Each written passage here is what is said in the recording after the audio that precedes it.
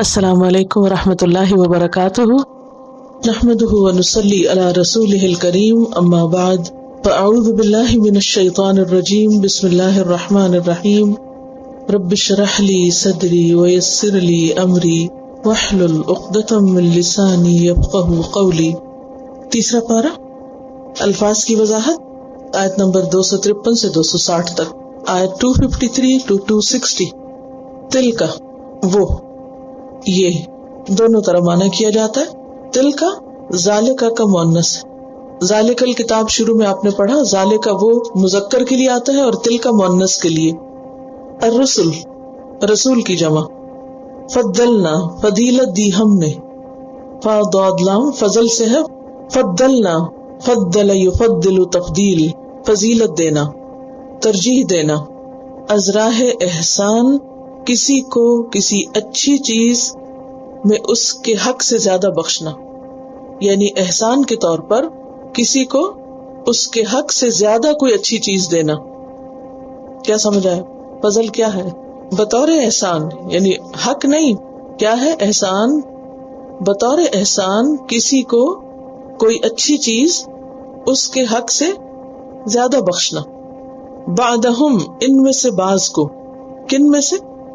رسولوں میں سے۔ علی بعض اوپر بعض کے، منہم ان میں سے، کن میں سے؟ رسولوں میں سے۔ بعض ایسے ہیں من جن سے کلم اللہ کلام کیا اللہ نے، کلم یکلم تکلیم کلام کرنا۔ کلام کہتے ہیں مختصر بات کو، جیسے شاعر کا کلام ہوتا ہے، اور کلام یک طرفہ گفتگو بھی ہوتی، ون سائیڈڈ۔ جیسے اس وقت میں آپ سے کلام کر رہی ہوں، آپ نہیں بول رہے، صرف میں ہی بولے چلی جا رہی ہوں، تو یہ کلام ہے۔ یعنی ڈائلاگ کے لیے کلام کا لفظ نہیں آتا۔ کلم اللہ کلام کیا اللہ نے، ورفع اور بلند کیا، بعدہم ان میں سے بعض کو، درجات درجوں میں، درجات درجت ان کی جمع ہے۔ وآتینا اور دی ہم نے، عیسیٰ ابن مریم عیسیٰ ابن مریم یعنی مریم کے بیٹے عیسیٰ علیہ السلام کو، البینات روشن نشانیاں، بینت ان کی جمع یعنی معجزات اور آیات، انجیل اور اس کے علاوہ دیگر معجزات۔ وَأَيَّدْنَاهُ اور تائید کی ہم نے اس کی، اید یؤید تأیید قوت دے کر مدد کرنا، یعنی کسی کو سپورٹ دینا یا مدد دے کر کسی کو تقویت پہنچانا۔ بروح القدس ساتھ روح پاک کے، اشارہ ہے جبریل علیہ السلام کی طرف، جس کا ذکر آیت 87 میں پیچھے گزر چکا ہے۔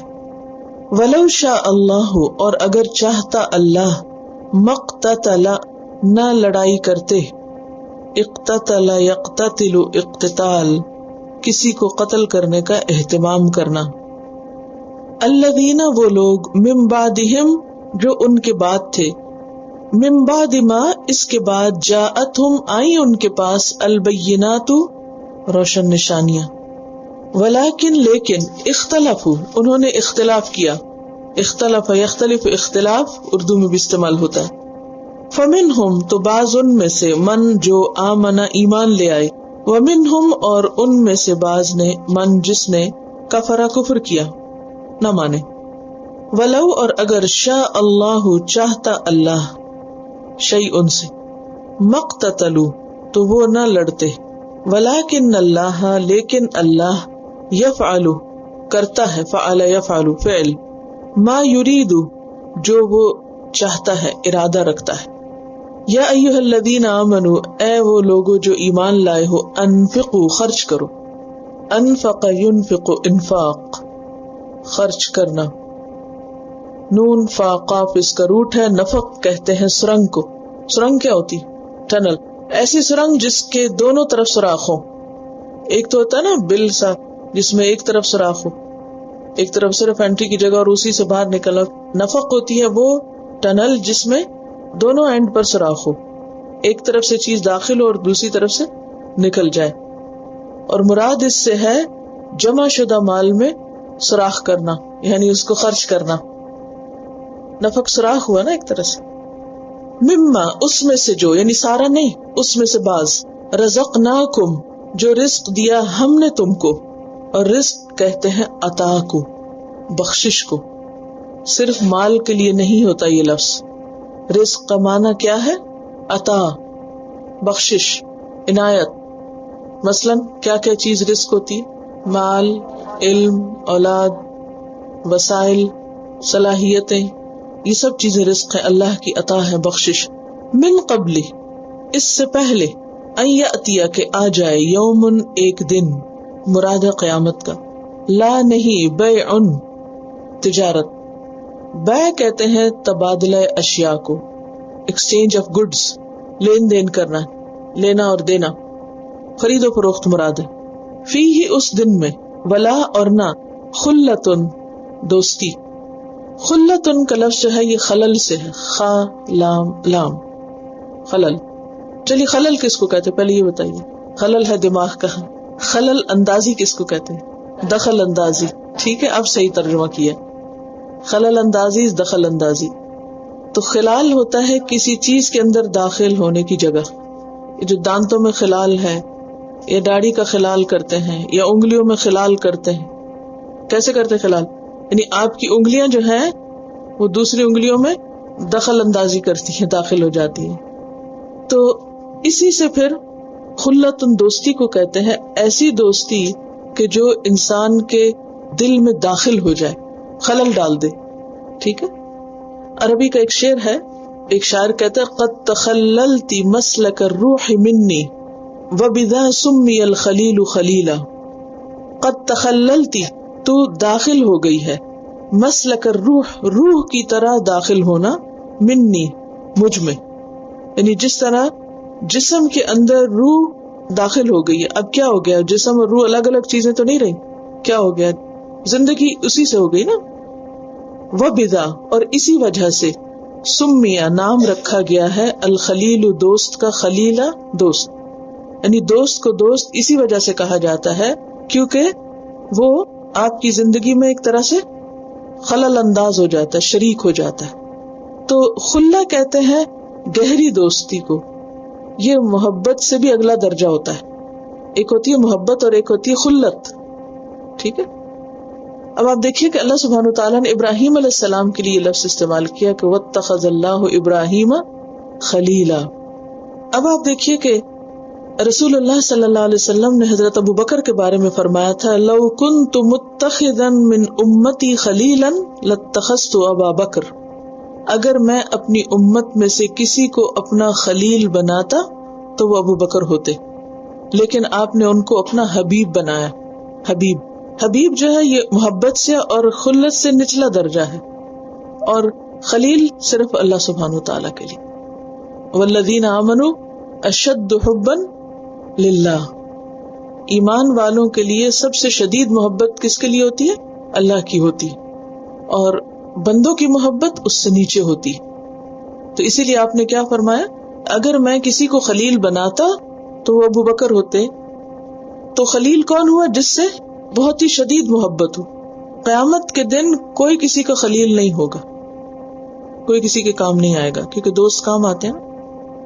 ولا شفاعہ، اور نہ شفاعت. شفاعت شین فا عین، شفع یشفع. شفع کا مطلب ہوتا ہے ایک چیز کو دوسری کے ساتھ ملانا اور اس کو تقویت دینا، اور عموماً شفاعت استعمال ہوتی ہے واسطے وسیلے کے معنوں میں، یعنی کسی کا واسطہ وسیلہ کام نہیں آئے گا. والکافرون، اور کافر، کافر کی جمع کافرون، ہم وہی الظالمون، ظالم ہے، ظالم کی جمع، ایک ہی وزن پہ ہیں دونوں، کافرون ظالمون. اللہ، اللہ، لا نہیں، الہ، کوئی الہ. پیچھے اس کی وضاحت کر چکی ہوں، اگر کچھ یاد ہے تو بتائیے کیا یاد ہے. کون ہوتا ہے الہ؟ الہ بمعنی مألوہ، مألوہ معبود. کیسا معبود؟ کیسی عبادت جس میں دو چیزیں ہوں، محبت اور تعظیم. تو الہ وہ ہوتا ہے جس کی عبادت کی جائے. ٹھیک ہے. لیکن کیسی عبادت، کیسی ورشپ؟ جس میں محبت بھی ہو، تعظیم اور ادب بھی ہو، احترام بھی ہو. نہیں کوئی الہ الا ہوا، مگر وہی اللہ ہی اصل الہ ہے. الحی، جو زندہ ہے، ہمیشہ سے زندہ ہے، ہمیشہ زندہ رہے گا. القیوم، قائم ہے، قائم رہے گا، قیام سے یعنی تھامنے والا ہے، قائم رکھنے والا ہے، خود قائم ہے، کسی سہارے کی ضرورت نہیں اس کو. لا تأخذہ نہیں پکڑتی اس کو، overtakes him. سنتن اونگ، ڈراؤزینس ابتدائی نیند کے لیے آتا ہے جب انسان کا سر بھاری ہونے لگتا ہے نیند کی وجہ سے، لیکن ابھی گہری نیند میں نہیں جاتا، تو سنا ہے نیند کا ابتدائی درجہ، اونگ آتی ہے جب انسان کو. ولا نوم اور نہ نیند، نیند کی تو ایکسپلینیشن کی ضرورت نہیں. لہو اس کے لیے ہے، کیونکہ جب وہ آ جاتی ہے تو بے بس کر دیتی ہے، پھر سب کام بھول جاتے ہیں انسان کو. لہو اس کے لیے ہے ما جو بھی فی السماواتی آسمانوں میں ہے، سما کی جمع، وما فی الارض اور جو زمین میں ہے. من کون ہے، ذا وہ، الذی وہ جو، یشفع شفاعت کرے، انٹرسیڈ کرے، اندہ اس کے پاس، الا مگر، باذنہ بائی ہز پرمیشن، اسی کے اذن کے ساتھ، یعلم وہ جانتا ہے، ما جو بینا درمیان ہے، ایدیہم ان کے ہاتھوں کے یعنی سامنے، وما اور جو خلفہم ان کے پیچھے ہے. ولا یحیطون اور نہیں وہ احاطہ کر سکتے، گھیر سکتے، انکمپس کر سکتے، بشیء کسی بھی چیز کو. احاطہ جو ہے آپ نے اردو میں سنا ہوگا، احاطے کا لفظ حائط کہتے ہیں عربی میں دیوار کو، اور احاطہ کہتے ہیں چار دیواری کے اندر کی چیز، باؤنڈریز جو ہوتی ہیں. مراد ہے اس سے گھیرنا، انسرکل کرنا، انکمپس کرنا. بشیء کسی چیز کو، من علم ہی اس کے علم میں سے، الا مگر بما شاء ساتھ اس کے جو وہ چاہے، وسع وسیع ہے، کرسیہ اس کی کرسی، السماواتی آسمانوں میں، والارض اور زمین پہ. ولا اور نہیں، یعودہ تھکاتی اس کو، آد یعود، حمزہ واو دال اس کا روٹ ہے، عود بوجھ اور گراں باری کی وجہ سے تھک جانا، کسی چیز کا بھاری ہو جانا کہ انسان سنبھال نہ سکے. ولا یعودہ اور نہیں تھکاتی اس کو، یعنی اللہ تعالیٰ کے لیے کچھ بھی بوجھل نہیں. حفظہما ان دونوں کی حفاظت، کن دونوں کی؟ زمین و آسمان کی. وہوا اور وہ العلی بہت بلند ہے، العظیم بہت عظمت والا ہے. لا نہیں، اکراہ کوئی جبر، کاف راہ اس کا روٹ ہے، کرہن پیچھے آپ پڑھ چکے ہیں، کرہن لکم ناپسند ہے تم کو، کسی چیز کو ناپسند کرنا. فی الدین دین میں، مراد اس سے جبر، دین میں کوئی جبر نہیں. قد تحقیق تبین واضح ہو گئی، کلیئر ہو گئی. الرشد ہدایت یعنی راہ حق، من الغی گمراہی سے. ایک ہوتا ہے نا دلال اور ایک ہوتا غی، دونوں ہی گمراہی کے لیے آتے ہیں لیکن ان میں فرق ہے تھوڑا سا. فرق کیا ہے؟ غی وہ گمراہی ہوتی ہے جو جہالت اور غلط اعتقاد پر مبنی ہوتی، یعنی جہالت کی بنیاد پر کسی کا بھٹکنا، اور بعض لوگ تو علم کے ساتھ بھی بھٹکتے ہیں.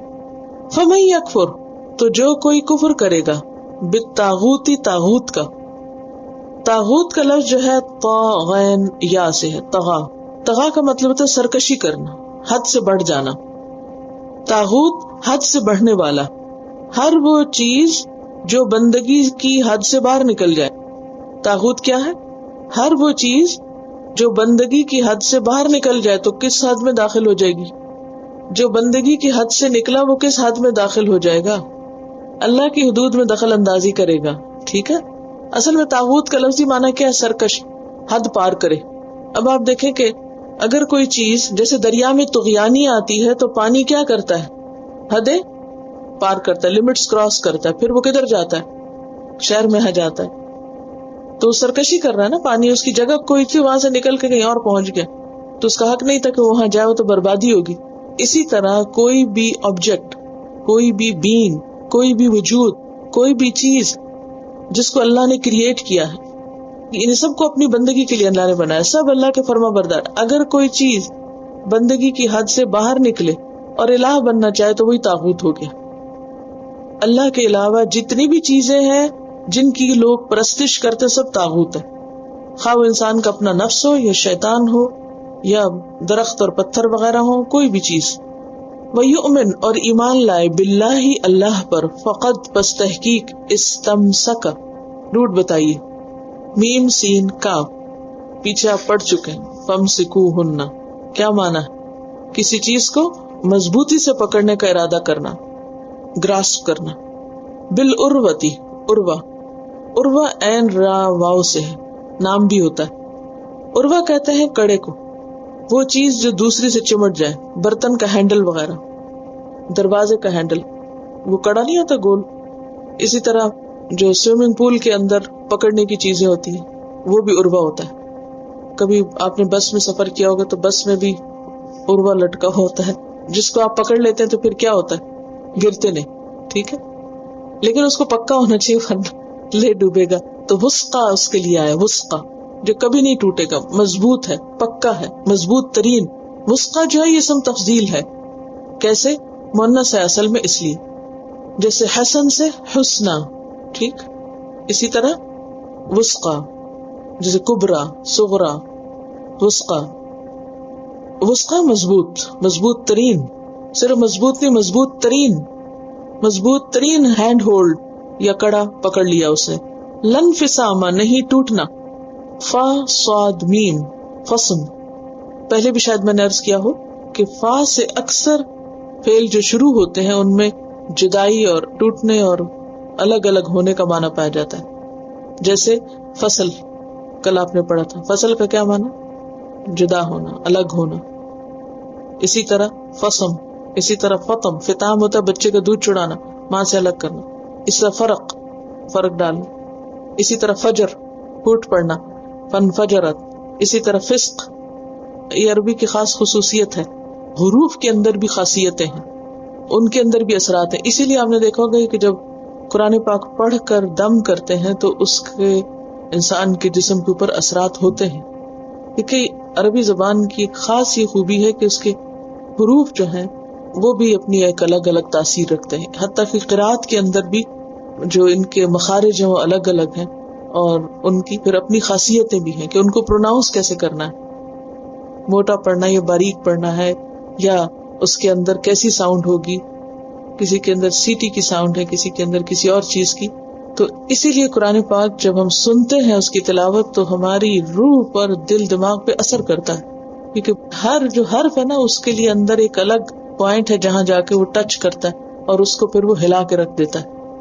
یعنی آپ کبھی سوچتے ہوں گے نا کہ اللہ تعالیٰ نے اسی زبان کو اپنے کلام کے لیے کیوں سلیکٹ کیا ہے.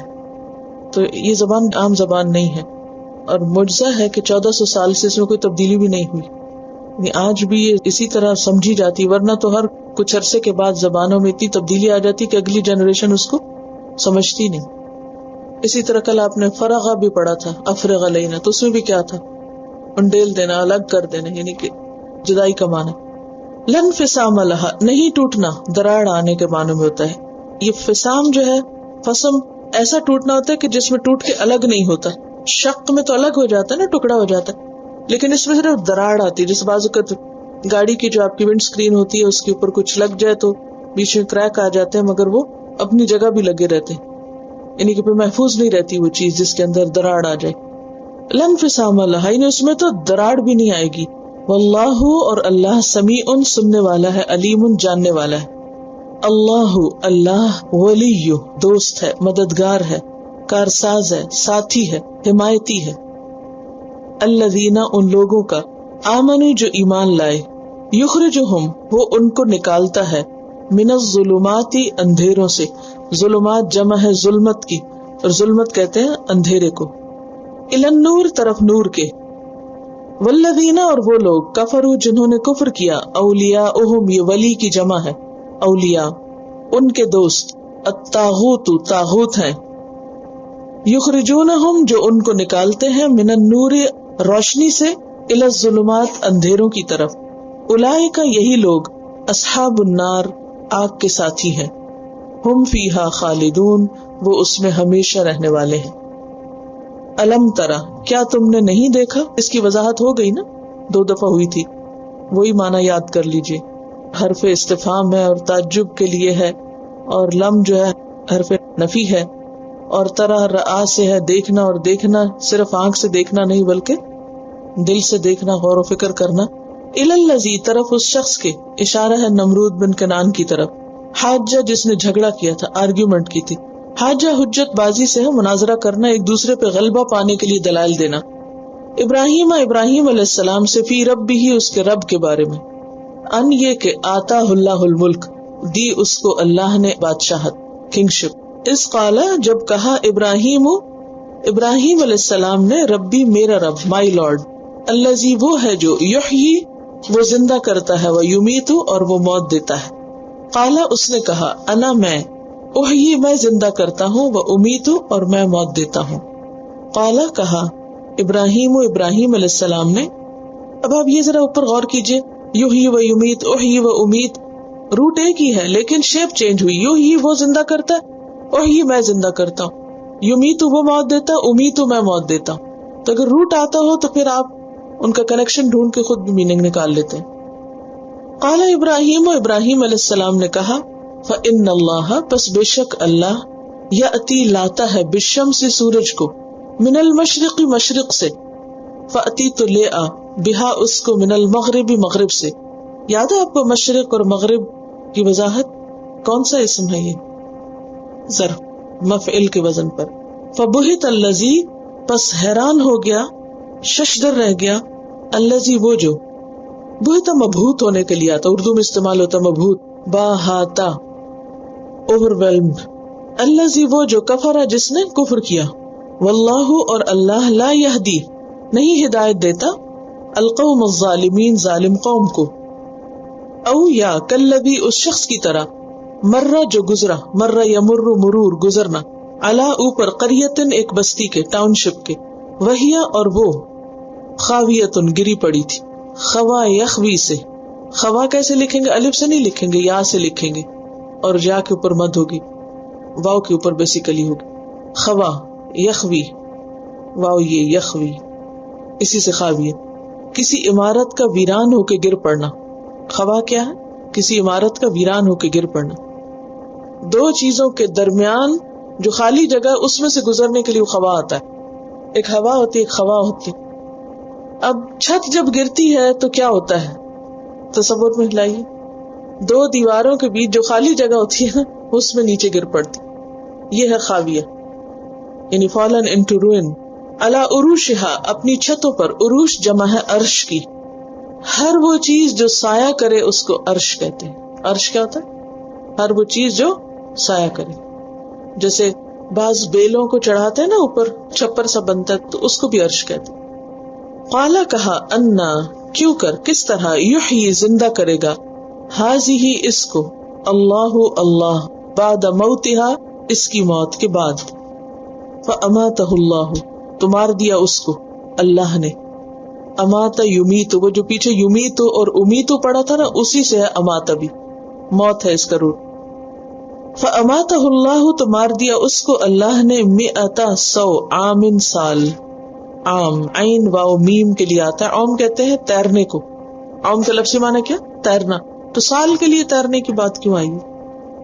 کیونکہ سورج بھی کیا کر رہا ہے؟ اصل میں تیر رہا ہے. اور سورج کے تیرنے سے یعنی گھومنے سے موسم بدلتے ہیں، اور سال کے مختلف مہینوں میں مختلف جگہوں سے سورج نکلتا ہے، گھومتے گھومتے پھر وہ اسی مقام پہ پہنچ جاتا ہے، تو اس سال پورا ہو جاتا ہے. حال یحول کا مطلب ہوتا ہے ارد گرد گھومنا، اس میں بھی گھومنے کا معنی آتا ہے، حائل ہونا، رکاوٹ ڈالنا. ماحول کس کو کہتے ہیں؟ جو ارد گرد ہو، سراؤنڈنگ میں. عام میں تیرنا ہے، اور حول میں وہ جو گول گھومنا ہے. گول سے مراد یہ کہ اپنے آربٹ پہ گھومنا. جو ثم پھر بعثہ اس نے اس کو زندہ کیا، ریوائیوڈ. قالا کہا کم لبست کتنا تم ٹھہرے، لبس یلبس. قالا اس نے کہا لبست میں ٹھہرا، یومن ایک دن، او بعد یومن یا دن کا ایک حصہ. قالا فرمایا بل کے لبست تو ٹھہرا رہا، 100 عامن سال. فانظر پس دیکھو، الی طعامک طرف اپنے کھانے کے، فوڈ کے، و شرابک اور پینے کے، ڈرنک کے، فوڈ اینڈ ڈرنک دونوں کو دیکھو. لم یتسنہ نہیں وہ خراب ہوا سڑا، تسنہ یتسنہ کسی چیز کا باسی ہونا، خراب ہونا. وانظر اور دیکھو، الی حمارک طرف اپنے گدھے کے، ڈونکی کے، ولنجعلک اور تاکہ ہم بنائیں تجھ کو، آیتن ایک نشانی، للناسی لوگوں کے لیے، منظر اور دیکھو، الالعظام ہڈیوں کی طرف، عین ضا میم عظم. پیچھے میں نے عظیم کے معنوں میں بتایا تھا آپ کو، یعنی بڑی ہڈیوں کے لیے عظم آتا ہے، اور عظم سے پھر بڑا، کیونکہ جسم میں سب سے بڑا سائز جو ہے وہ کس کا ہے؟ ہڈیوں کا ہے. کیفا کس طرح، ننشزھا ہم ان کو ترتیب سے اکٹھا کرتے ہیں. ننشزو کا لفظ جو ہے نون شین زائی سے ہے، زی کھڑا کرنے کے لیے آتا ہے، ناشز اٹھنے والا، ٹو ریز. کیسے ہم ان کو کھڑا کرتے ہیں، ترتیب سے اکٹھا کرنے کے لیے بھی آتا ہے، یعنی کس طرح ہم ان کو جوڑ کے اسکیلٹن بناتے ہیں. ثم پھر نکسوہا ہم اس کو پہناتے ہیں. کسا یکسو کسوہ پیچھے پڑا، کہاں پڑا ہے؟ بس صرف ریفرنس دے دیجیے جی. کسوتہن عورتوں کا لباس، کن عورتوں کا؟ جو دودھ پلائیں. ثم نکسوہا پھر ہم ان کو پہناتے ہیں. کن کو پہناتے ہیں؟ ہڈیوں کو. کیا؟ لحم گوشت، یعنی گوشت کا ایک لباس پہناتے ہیں. فلما پھر جب تبینہ واضح ہو گیا، لہو اس کے لیے، کس کے لیے؟ جو سوالی تھا. قالا بولا، اعلم میں جان گیا، ان اللہ بے شک اللہ، علی کل شیء قدیر ہر چیز پر قدرت رکھنے والا ہے، کمپیٹنٹ ہے. وَإِذْ قَالَ اور جب کہا تھا ابراہیم علیہ السلام نے، ربی اے میرے رب، ارینی دکھا مجھ کو، کیفا کس طرح، تحیی تو زندہ کرے گا، الموتا مردوں کو. اب دیکھیں کہ ایک ہی روٹ ہے، یحیی احیی تحیی. تو اگر ایک دفعہ آپ نے معنی سمجھ لیا تو صرف پھر یہ یاد رکھنا ہوگا، احیی میں، تحیی تم، یحیی وہ. الموتا مردوں کو، کس طرح تو زندہ کرے گا مردوں کو، موتا میت کی جمع. قالا کہا، اولم تؤمن کیا بھلا نہیں تو ایمان رکھتا، کیا تجھے ایمان نہیں؟ قالا بلا کہا کیوں نہیں؟ ولیکن لیکن، لیطمئن تاکہ مطمئن ہو جائے، تم انا طا میم حمزہ نون، قلبی میرا دل. جو روٹس ہوتے ہیں نا ہمیشہ ثلاثی نہیں ہوتے، تین نہیں ہوتے، کبھی کبھی چار بھی ہوتے. قالا کہا، فخذ پس لے لو، اربعتن چار، من الطیر پرندوں میں سے، فسرہن پھر ان کو مائل کر لو، مانوس کر لو، سارا یسور اسے، الیکا اپنی طرف، ثم پھر اجعل بنا دو، علی کل اوپر ہر، جبل پہاڑ کے، منہن ان میں سے، جزءن ایک ٹکڑا، ثم پھر اجعل رکھ دو، علی کل جبل ہر پہاڑ پر، منہن ان میں سے یعنی ان پرندوں میں سے، جزءن ایک ٹکڑا، ثم ادعوہن پھر ان کو بلاؤ، یاتینک وہ آئیں گے تیرے پاس، سعیا دوڑتے ہوئے، وعلم اور جان لو، ان اللہ بے شک اللہ، عزیز زبردست ہے، حکیم حکمت رکھنے والا ہے. اب ہم تفسیر دیکھتے ہیں. تلک الرسل یہ رسول کون سے؟ جن کا پچھلی آیت میں ذکر کیا گیا. وَإِنَّكَ لَمِنَ الْمُرْسَلِينَ کہ بے شک آپ البتہ رسولوں میں سے ہیں. تو یہ رسول فضلنا بعضهم على بعض ہم نے ان میں سے بعض کو بعض پر فضیلت بخشی، یعنی بعض کے درجات بعض کے مقابلے میں بلند کیے ہیں، بعض کو بعض کے مقابلے میں امتیازی شان عطا کی ہے. مثلا تقرب کے لحاظ سے، فالوورز کی کثرت کے اعتبار سے، وحی کے اعتبار سے. اسی طرح بعض پیغمبروں کو اولو العزم کہا گیا، جو تمام پیغمبروں میں افضل ہیں، جن میں حضرت نوح علیہ السلام، ابراہیم علیہ السلام، موسیٰ علیہ السلام، عیسیٰ علیہ السلام اور محمد صلی اللہ علیہ وسلم ہے. تو ہم نے ان میں سے بعض کو بعض پر درجے عطا کیے ہیں، مرتبے عطا کیے ہیں، جیسے کہ سورۃ بنی اسرائیل میں بھی آتا ہے وَلَقَدْ فَضَّلْنَا بَعْضَ النَّبِيِّينَ عَلَى بَعْضٍ اور البتہ تحقیق ہم نے بعض نبیوں کو بعض پر فضیلت دی ہے. وَآتَيْنَا دَاوُودَ زَبُورًا اور ہم نے داؤد کو زبور عطا کی ہے. بنی اسرائیل آیت 55. ایسا کیوں کیا ہے؟ یہ اللہ تعالیٰ کا اپنا فیصلہ ہے اور وہ حکمت پر مبنی ہے. اور یہ فضیلت صرف پیغمبروں کے اندر ہی نہیں بلکہ باقی مخلوق کے اندر بھی ہے. مثلا اہل ایمان کے اندر بھی مختلف درجات ہیں، صحابہ کرام کے اندر بھی درجات ہیں. ابوبکر صدیق رضی اللہ تعالیٰ عنہ کا درجہ باقی صحابہ کرام کے مقابلے میں زیادہ ہے. اسی طرح ان کے بعد حضرت عمر ہیں، پھر عثمان ہیں، پھر حضرت علی ہیں. اسی طرح بعض امتوں کو دوسری امتوں پر فضیلت عطا کی گئی. امت محمد صلی اللہ علیہ وسلم کے بارے میں آتا ہے کنتم خیر امت اخرجت للناس، تم بہترین امت ہو. وکذالک جعلناکم امتا وسطا. تو یہ اللہ تعالیٰ کا اپنا فیصلہ ہے. نہ صرف یہ کہ دین کے معاملات میں بلکہ دنیاوی اعتبار سے بھی اللہ تعالیٰ نے لوگوں کے درمیان، جگہوں کے درمیان، مختلف پرندوں کے درمیان، پھلوں کے درمیان درجے رکھے. سب کو بالکل ایک جیسا نہیں بنایا، فرق رکھا ہے. اسی طرح آخرت میں بھی لوگوں کے درجوں میں فرق ہوگا. جنت میں جانے والے سب لوگ ایک درجے پر نہیں ہوں گے، بلکہ ایک درجے سے دوسرے درجے کے درمیان اتنا فرق ہوگا جتنا زمین سے ستاروں کا فرق ہے. یعنی اتنے اونچے ہوں گے. اور جنت میں 100 درجے ہیں اور ہر 2 درجوں کے بیچ میں اتنا فاصلہ ہوگا. تو یہ کس اعتبار سے ہوگا؟ اخلاص کی بنیاد پر، اعمال کی بنیاد پر. اسی طرح نبی صلی اللہ علیہ وسلم جب معراج کے موقع پر تشریف لے گئے تو اس میں ہم دیکھتے ہیں کہ ابراہیم علیہ السلام کو 7ویں آسمان پر انہوں نے پایا، موسیٰ علیہ السلام 6 پر تھے، ہارون علیہ السلام 5ویں پر، ادریس علیہ السلام 4 پر، اور دیگر پیغمبر بھی اسی طرح مختلف درجوں میں تھے. تو فرمایا تلک الرسل، یعنی انک لمن المرسلین، آپ یقیناً رسولوں میں سے ہیں، لیکن رسولوں میں مختلف درجات ہم نے رکھے ہیں، بعض کو بعض پر فضیلت دی ہے.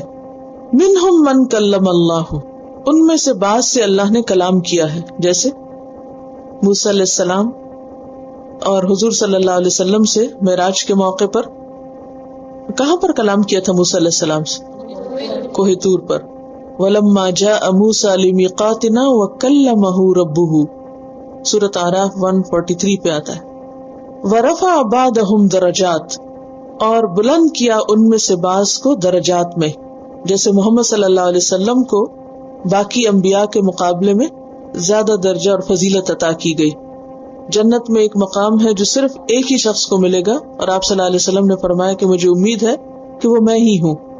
قیامت کے دن آپ ہی شفاعت کرائیں گے، شفاعت کبریٰ جو ہوگی، جب لوگوں کا حساب نہیں ہوگا اور لوگ بے حد پریشان ہوں گے. حضرت آدم علیہ السلام کے پاس جائیں گے، وہ ان کو نوح علیہ السلام کے پاس بھیجیں گے، وہ ان لوگوں کو ابراہیم علیہ السلام کے پاس بھیجیں گے، ان کو موسیٰ علیہ السلام کے پاس بھیجیں گے، اور پھر اس طرح آخر میں نبی صلی اللہ علیہ وسلم کے پاس آئیں گے، اور پھر آپ اللہ سبحانہ وتعالیٰ کی حمد و ثنا کریں گے اور دعا کریں گے کہ اللہ حساب قائم کر دیجئے. تو پھر حساب کتاب شروع ہوگا. تو یہ بھی آپ کی فضیلت ہے. اسی طرح یہ ہے کہ آپ آخری پیغمبر ہیں، اور یہ کہ ہر نبی اپنی اپنی قوم کی طرف بھیجا گیا ہے، لیکن آپ وما ارسلناک الا کافۃ للناس بشیرا ونذیرا، کہ ہم نے آپ کو تمام لوگوں کے لیے بشیر و نذیر بنا کر بھیجا ہے.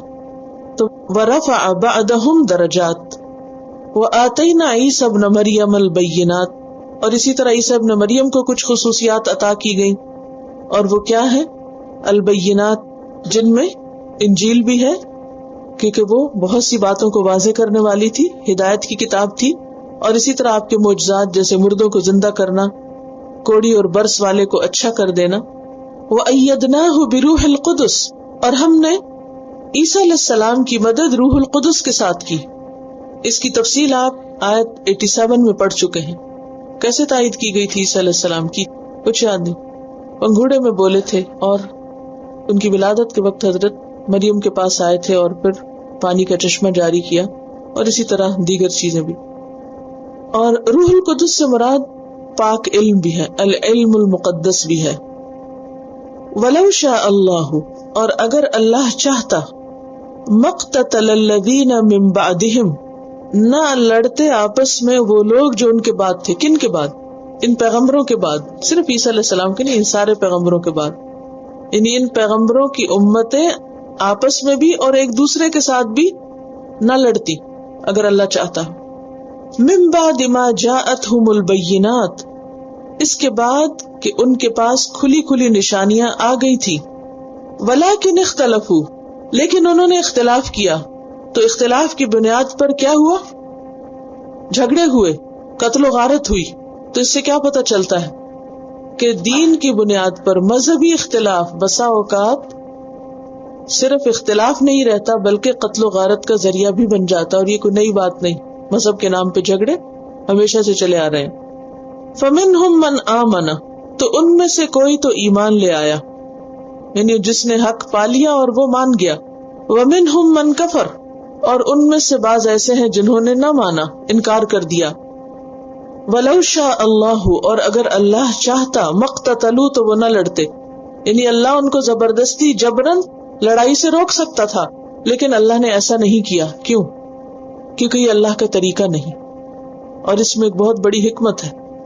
یعنی اگر اللہ چاہتا تو نہ لوگ اختلاف کرتے اور نہ لڑتے، اور سب ایک ہی دین پہ ہوتے، تمام لوگ ایک ہی امت ہو جاتے، ایک ہی طرح سوچتے، لیکن اللہ تعالیٰ نے جب پیغمبروں میں فرق رکھا تو لوگوں میں بھی فرق رکھا، اور پھر اس فرق کی بنا پر لوگوں نے آپس میں اختلاف کیے، جھگڑے کیے، اور وہ جھگڑے کہاں تک جا پہنچے؟ قتل و غارت تک۔ یہ سب اس لیے کہ اللہ بندوں کو اس دنیا میں آزمانے کے لیے بھیجتا ہے۔ ٹھیک ہے، دنیا میں لوگ کیوں آئے ہیں؟ آزمائش کے لیے۔ اگر اختلاف نہ ہو، ورائٹی نہ ہو، مختلف چیزیں ہمارے سامنے نہ ہو، تو پھر کیسے پتا چلے کہ کس نے حق کو پا لیا اور پہچانا؟ وَلَكِنَّ اللَّهَ يَفْعَلُ مَا يُرِيدُ، لیکن اللہ کرتا ہے جو وہ چاہتا ہے۔ اللہ کسی کے مشورے پر نہیں چلتا، بلکہ جو وہ چاہتا ہے، جس چیز کو وہ صحیح سمجھتا ہے، وہ ویسا کر لیتا ہے۔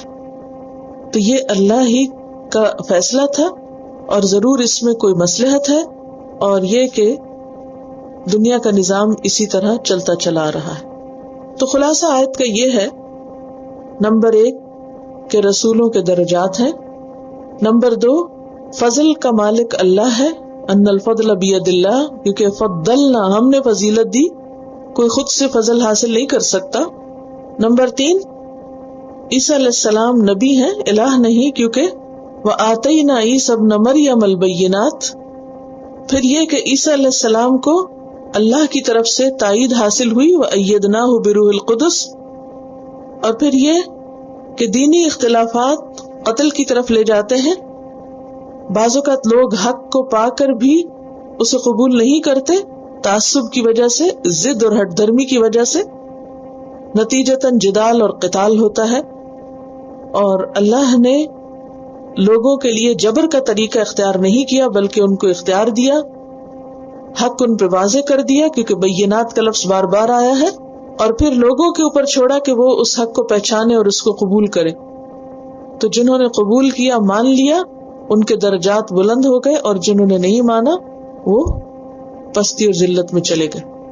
تو اس آیت کو یہاں کیوں لایا گئی؟ کیا بتانے کو؟ پیچھے طالوت جالوت کا قصہ گزرا، وجہ کیا ہے؟ غور کیجئے، کیونکہ علم ترى کے بعد غور و فکر کی دعوت دی گئی ہے، تو غور کیجئے کہ یہ آیت یہاں کیوں آ گئی۔ بات یہ ہے کہ سورت مدنی ہے، مسلمان مکہ سے مدینہ آئے، وہاں پر اب مزید اور طرح کے لوگ تھے۔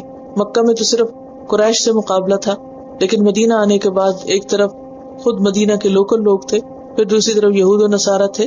تو مسلمان یہ سمجھتے تھے کہ جو امتیں پہلے سے مسلمان ہیں وہ تو ضرور ہمارا ساتھ دیں گی، لیکن حالات اس کے برعکس تھے، اور وہاں آ کر مذہبی گروہوں کے ساتھ بھی واسطہ پڑا، پھر منافقین سے بھی واسطہ پڑا۔ تو لوگوں کی رنگ رنگ کی سوچ اور ایک ملٹی کلچر تھا، تو لوگوں کے اندر مختلف طرح کی سوچیں اور خیالات ہمیشہ سے رہے ہیں، اور انسان کو اس بات کو ایکسپٹ کرنا چاہیے کہ اختلاف ہوگا، لیکن ہمارا فوکس کس پہ رہنا چاہیے؟ حق کی تلاش اور اس کو ایکسپٹ کرنے پر۔ دین کے نام پر اختلاف اور فتنے کو ہوا نہیں دینی چاہیے، باہم لڑنا جھگڑنا نہیں چاہیے، اور وہ لڑائی جھگڑا جو ہے وہ قتال تک تو بالکل بھی نہ پہنچے۔ اور یہ ہے کہ اللہ نے اس چیز کی چونکہ لوگوں کو آزادی دی ہے، اس لیے بعض اوقات لوگ اس آزادی کا ناجائز استعمال بھی کر رہے ہیں۔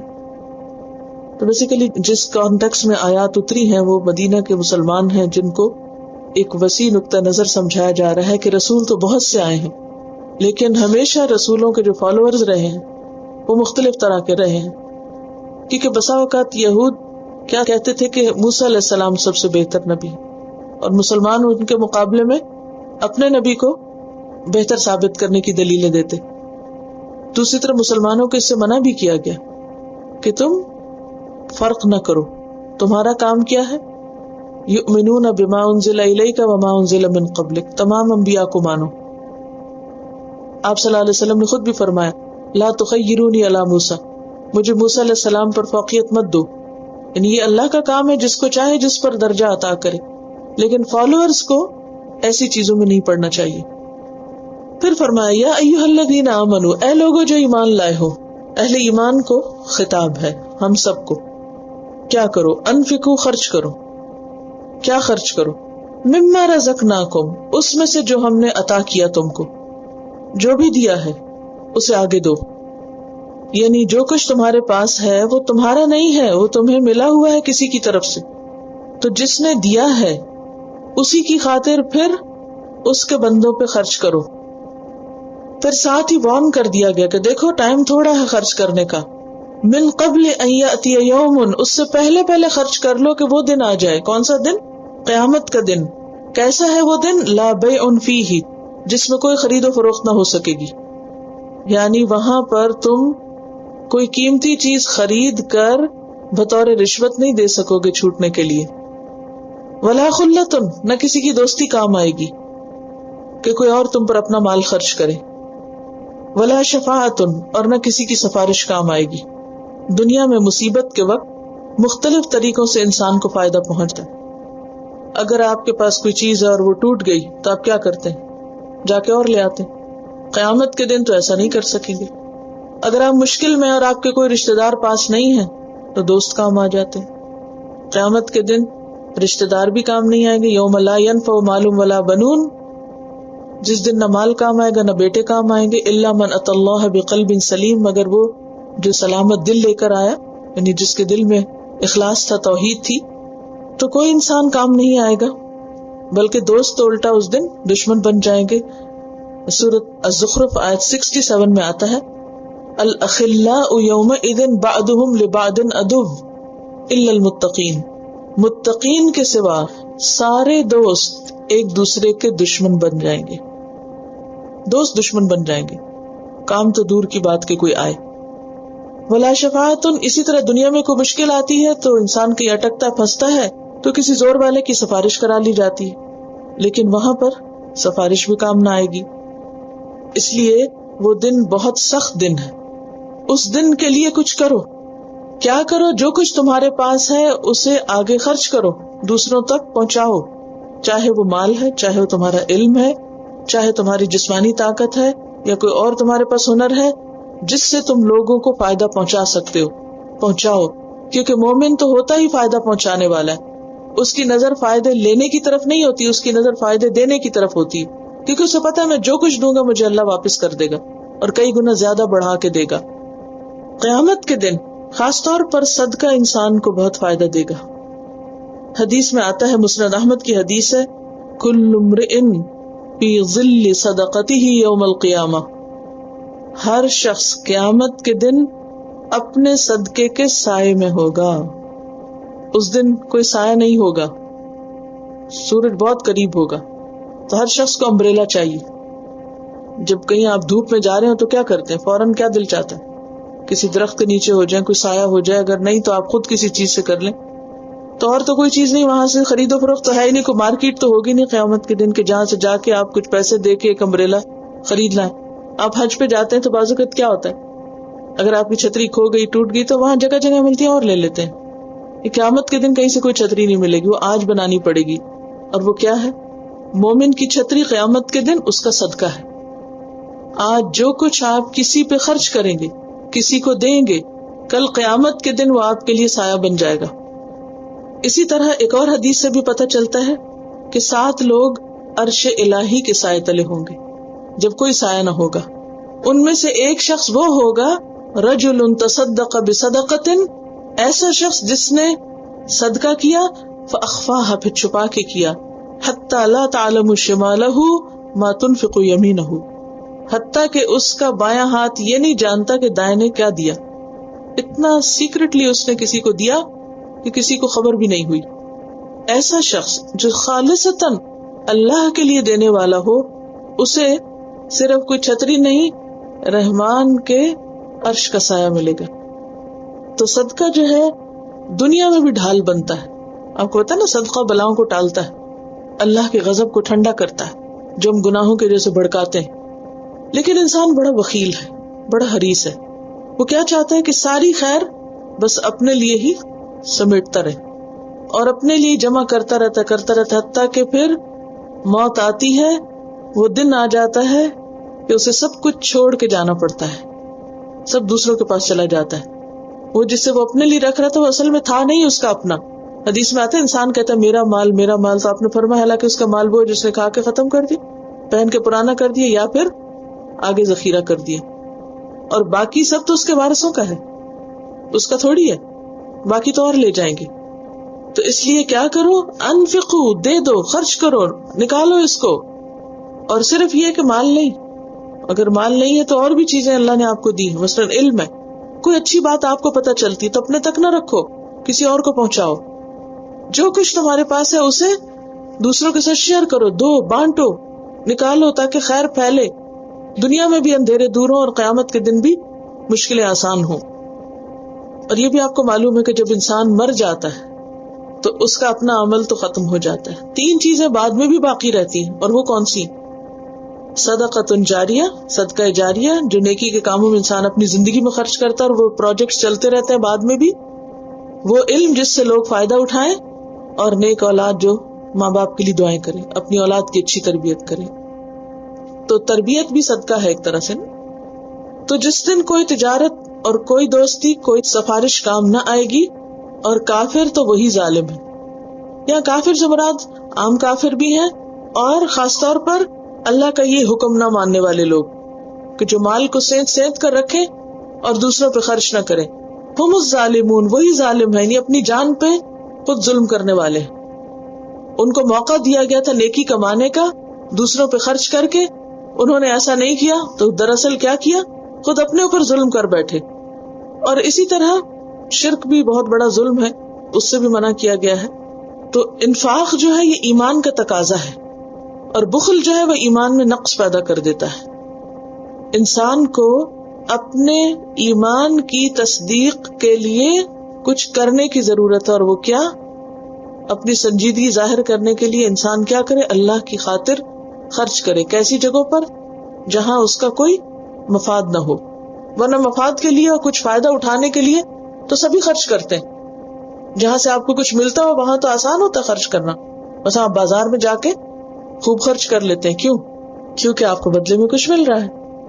تو وہاں خرچ کرنا مشکل ہوتا ہے جہاں سے آپ کو فوری کچھ نہ ملے. تو یہاں اس خرچ کی بات ہو رہی ہے. وآخر دعوانا ان الحمد للہ رب العالمین. سبحانک اللہم وبحمدک، نشہد ان لا الہ الا انت، نستغفرک ونتوب الیک. السلام علیکم ورحمۃ اللہ وبرکاتہ.